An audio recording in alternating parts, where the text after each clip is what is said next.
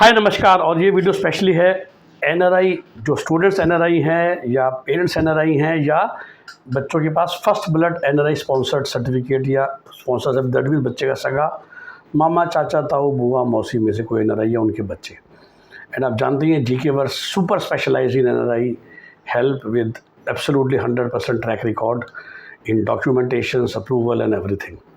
But फिर भी आपको सलाह दूंगा मैं, अगर आप इनमें से किसी में फॉल करते हैं, हिंदुस्तान में इस समय गवर्नमेंट कॉलेजेस में इतनी एनआरआई सीटें आ चुकी हैं पैसे कमाने के लिए कि हर एक बच्चे का, अगर आप जस्ट नीट क्वालिफाइड भी हैं तो आपको गवर्नमेंट कॉलेज इंश्योर्ड है, राइट। बट गवर्नमेंट कॉलेज जो सबसे सस्ता है, महाराजा अग्रसेन सिंह अग्रोहा को छोड़ देते हैं जो हरियाणा में है, एवरीथिंग एल्स इज एटलीस्ट 1,10,000 से ऊपर है।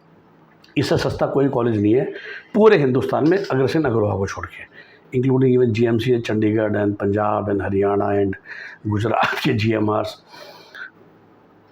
इसका सीधा सीधा हिसाब बन जाता है 90 रुपये के हिसाब से भी 1 करोड़ रुपये। और हम मान के चलते हैं सरकारी कॉलेज में नॉमिनल हॉस्टल फीस होती है तो 1 करोड़ 10 लाख रुपये। रायसन एनआरआई तो आपसे 1.5 करोड़ रुपये खर्च करा रहा है, तो दैट मीन्स मिनिमम तो आप 1 करोड़ 10 लाख रुपये खर्च करने वाले हैं अग्रोहा को छोड़ के। और एम्स को चलो छोड़ देते हैं, एम्स तो आपको पता ही है सिर्फ एनआरआई बच्चे को मिलता है। अब कई बार मैं आपको वीडियोज़ में समझा चुका कि सरकारी कॉलेज डजंट मीन कि वो अच्छे कॉलेज हैं, राइट। ये बहुत मिस, और मैं बात करूँ हर कोर्स के बारे में, इंडिया की फेमस ट्रिपल IITs और मोर और लेस, अगर बीटेक की समझाने के लिए कोशिश करता हूँ, बीटेक्स में टॉप क्लास कॉलेज हैं, Birla, Pilani, VIT Vellore, even many triple IITs, they all are semi government. और बिरला तो फुली प्राइवेट है। डिज़ाइनिंग में आ जाएंगे तो इंडिया के बेस्ट इंस्टीट्यूट्स प्राइवेट है। तो ऐसा कुछ नहीं है कि सरकारी ओवरऑल प्राइवेट से अच्छे होते हैं इन हर लिहाज। टिपिकली ट्रेंड क्या है कि सरकारी कॉलेज बहुत लो कॉस्ट के होते हैं, खासकर MBBS में, जहाँ पर सरकारी कॉलेज की फ़ीस है लेस देन 1 लाख रुपये और प्राइवेट कॉलेज की मिनिमम 8 लाख, अगर आप केरल की बात करें, और यूजुअली हम बात करते हैं 15 लाख रुपये साल की। तो जो टॉपर्स बच्चे होते हैं हमारे 15-20 हज़ार रैंक तक वाले, वो सरकारी कॉलेज में इसलिए नहीं जाने कि वो बहुत गुड क्वालिटी कॉलेज है, बल्कि जो मैं आपको हमेशा समझाता हूँ कि we have 3 definitions of a college. Hostel, hospital, college. Hostel में बुरी तरह मार खाता है सरकारी कॉलेज, कॉलेज में भी मार ही खाएगा अदर देन एक फैक्टर कि आपका पीयर ग्रुप बहुत अच्छा होगा, सारे पढ़ने वाले टॉपर्स होंगे, क्योंकि कॉलेज के टीचर्स कभी क्लास में आएंगे कभी नहीं आएंगे, सारे सरकारी कर्मचारी हैं ना, हैं तो बड़े क्वालिफाइड, बट उनको कोई बुला नहीं सकता ना, कॉलेज में सरकारी नौकरी वाले भी तो हैं। और इंफ्रा अगर कुछ ख़राब हो गया, कुछ एनाटॉमी लैब में कुछ चीज़ ख़राब हो गई, कोई बायोकेमिस्ट्री लैब में चीज़ ख़राब हो गई तो 2 साल लग जाएंगे उसको ठीक होने में।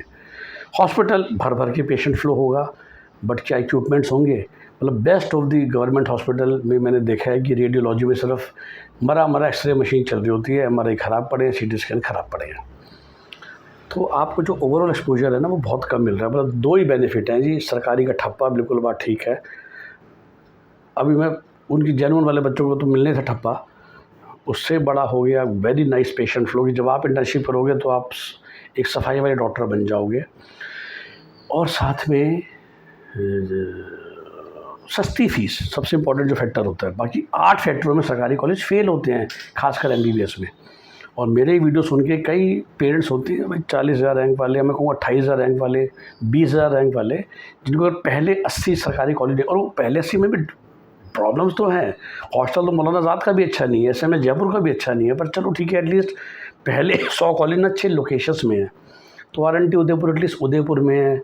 आप ये कर सकते हो कि हॉस्टल बाहर ले लेंगे, RUH जयपुर में है हॉस्टल, मतलब PG बाहर ले लो, बच्चों को फ्लैट दिला दो, जिसने वो क्रैक कर लिए, अगर वो कॉलेज जेन्युइन सरकारी फ़ीस वाला, तो आपने हॉस्टल को टेक केयर कर लिया, तो एक फैक्टर ख़त्म हो गया आपका। लेकिन पूरी फ़ीस देके NRI के थ्रू कोई बहुत समझदारी नहीं है सरकारी कॉलेज में। सरकार ने NRI सीटें लॉन्च करी हैं पैसे कमाने के लिए, और कुछ जगह जैसे जो जेन्युइन आप में से लोग NRI हैं वो चाहकर भी नॉर्मल सीट्स तो इंडिया की ले नहीं सकते हैं, तो आपको लेनी ही पड़ती है NRI वाली सीट्स। तो अगर आपने नीट का फॉर्म एज NRI स्टूडेंट भरा था, स्पॉन्सर्ड अलग होता है, NRI स्टूडेंट अलग होता है ना, जो फंडामेंटली भारी था, तो आपके पास वैसी ऑप्शंस बहुत कम हो जाती है ना। हरियाणा में, UP में नॉर्मल कॉलेज में जा नहीं सकते हैं, क्योंकि आपको NRI के थ्रू ही सीट लेनी से पड़ेगी उसी फीस से, अगर वो उसमें अवेलेबल हो तो भाई आप उन लोगों को तो पैसे अपने खर्च करने पड़ेंगे ही, बट उनके पास भी ऑप्शन है ना कि वो एनआरई स्पॉन्सर्ड की सीट भी ले सकते हैं डीम्ड कॉलेजेस में। अब लेट से मार्क्स आपके अच्छे हैं, अगर आपको 130 के बजट में KS हेगड़े मैंगलोर मिलता है with every good facility and still good peer group, तो हमें वहाँ जाना चाहिए या 1 करोड़ 10 लाख खर्च करके गुजरात के सरकारी में या राजस्थान के सरकारी में 1.5 करोड़ रुपया खर्च करके? तो सोच समझ के फैसला कीजिए। मैं बस समझाना चाहता था कि सरकारी कॉलेज खासकर एनआरआई बच्चों के लिए, एनआरआई स्पॉन्सर्ड बच्चों के लिए कोई ऐसा नहीं है कि वो देखिए ऑप्शन है अगर आपके मार्क्स बहुत ही कम है क्योंकि वो तो जस्ट क्वालिफाइड पे ही मिल रहे हैं ना।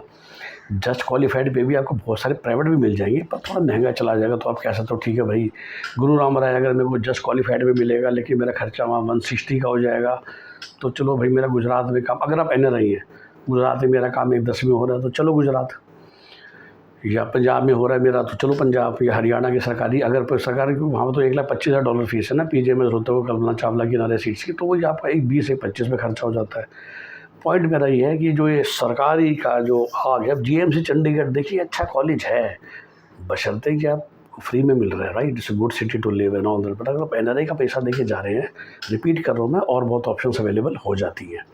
इट इज़ ओनली, इस चीज़ को समझिए कि सरकारी कॉलेज इंफ्रा में मार खाते हैं। मतलब मैं एक आपको शॉर्ट डाल के दिया था, RND उदयपुर में गया था जब मैं रिसेंटली भी लास्ट वीक उदयपुर था भाई, उस हॉस्टल के अंदर मेरे जैसा बंदा, जो मैं बहुत ही हम्बल मिडिल क्लास बैकग्राउंड का बच्चा हूँ, वो हॉस्टल को मैं देख नहीं पा रहा था अंदर जाके, मतलब बस उल्टी होती होती रहेगी, इतना घटिया गंदा हॉस्टल जिसको कहते हैं।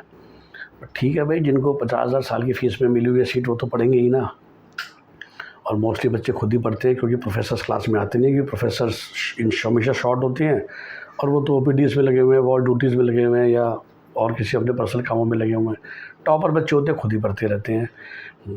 कैंपस बड़ा शानदार होता है, सिटी, अगर सिटी के बीच में है, जो पुराने कॉलेज है ना, तो गुजरात के जो पुराने हैं, राजस्थान के जो पुराने, वो सब फिक्स हैं। जो ओल्ड असली कॉलेज थे, गुजरात की बात करूँ तो भावनगर वाला, जामनगर वाला, अहमदाबाद, सूरत, वडोदरा, राजस्थान की बात करूँ तो SMS Jaipur, RNT Udaipur, GMC Kota, JLN Ajmer, Jodhpur वाला, और these are at least good cities हैं। तो चलो आप हॉस्टल को मैनेज कर सकते हो, बाहर रह के थोड़ा सा खर्चा हो जाएगा, साल का 2 लाख रुपये का जो फ्री में पड़ रहा है सरकारी फ़ीस में। तो बहुत सोच समझ के फैसला कीजिए और उस हिसाब से डिसीजन लीजिए। हिंदुस्तान के किसी भी कोने में आपको एनआरआई सीट चाहिए हो, जेन्युइन वाली, we are always here to help you. और जहाँ पर गार्जियन सीट्स हैं अवेलेबल है, लाइक मध्य प्रदेश, छत्तीसगढ़, जहाँ ब्रोशर्स में लिखा हुआ है that NRI guardians are allowed, वहाँ भी हम आपकी मदद करते हैं। बिहार, जहाँ पर एक्सटेंडेड ब्लड चलता है, बंगाल, और अब कर्नाटका स्टेट में इस साल से भी आइडियली फर्स्ट ब्लड मांगने लग गए हैं फॉर एनआरआई, करेक्ट। सो मैं हमेशा कहता हूँ पेपर्स को लेके कुछ गड़बड़ मत कीजिए, जो आपका जेन्युइन केस है उसके हिसाब से एक्शन लीजिए। अगर जेन्युइन एनआरआई हो तो बोली सीटें लीजिए, फर्स्ट ब्लड तक हो तो उस काउंसलिंग की लीजिए, कोई भी नहीं है, गार्जियन है तो वो लीजिए, क्योंकि कुछ भी नहीं है तो नॉर्मल भी तो बहुत अवेलेबल है ना, जहाँ पर आपको जस्ट क्वालिफाइड मार्क्स में भी नॉर्मल सीट मिल जाएगी बिना कोई एनआरआई पेपर लगाए। तो क्या ज़रूरत है कभी भी इलीगल काम करने की, जो अगले 40 साल 50 साल तक वो तलवार आपके बच्चे की गर्दन में हमेशा अटकी रहेगी। कॉलेज के एम्प्लॉयज़, कॉलेज के चेयरमैन, एजेंट्स फ़िलहाल तो आपको करवा के अपना पल्ला झाड़ लेंगे, पर भविष्य तो सिर्फ आप ही के बच्चे ख़राब होगा ना। तो हमेशा आपको ये ध्यान रखना है कि who is the biggest stakeholder, you, ठीक है। तो इन बातों का ध्यान रखिए और best wishes, best of lucks. Video अच्छा लगा तो ज़रूर लाइक कीजिएगा, चैनल को सब्सक्राइब करके रखिएगा फॉर इसी टाइप की इनसाइड इन्फॉर्मेशंस। एक बार काउंसलिंग स्टार्ट होगी तो कट ऑफ्स को लेकर भी आपको बहुत जानकारियाँ दूंगा। लास्ट 3 कट ऑफ्स तो आपने सब देख ही लेते हो दूसरे चैनल्स पे, तो इसलिए मैं वो वीडियोज़ कम बनाता हूँ। And our paid counselling services, few seats are left, you can call us on 9643362320। As a repeat, NRI के लिए we are super specialist people, so you can always contact us. Have a nice day. Bye bye. Take care.